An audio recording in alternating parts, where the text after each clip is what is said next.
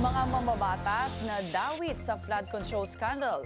Kakasuhan na, ayon kay Senadora Amy Marcos. Ang detalye sa Politico Update ni Dexter Ganibe.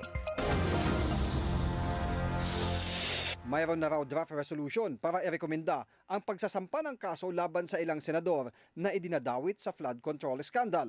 Sabi ng presidential sister na si Senator Amy Marcos, nakita niya mismo ang draft at sa January 15 na isasampa ang kaso.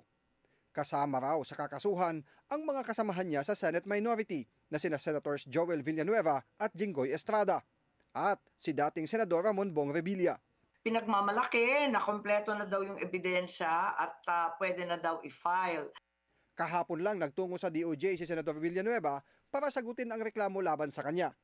Noong nakaraang linggo naman, sinagot ng kampo ni dating Senador Revilla ang asunto sa kanya. Pasabog pa ni Manang Amy, may hinahanda rin laban sa iba pang senador at dating senador na una nang sinabing walang direct evidence laban sa kanila. Ang sinasabi din, wala raw sa ngayon direct evidence linking Senator Cheese, former Senator Nancy, former Senator Grace, and Senator Mark Villar. At hinahanda daw yun. Bakit naman ganito lahat ng senador? Akala ko yung flood control ang pinagmulan doon sa Kongreso at sa Speaker's Office. Bukod sa mga senador, maaring maisama na rin daw sa kakasuhan sina Congressman Edwin Guardiola at magkapatid na Edvic at Eric Yap.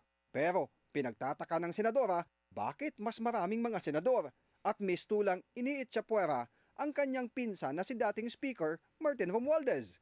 Nakakalungkot kung bakit mga senador ang pinunteriya. Alam naman natin si Bonjing at yung Speaker's Office ang pinagmulan ng flood control.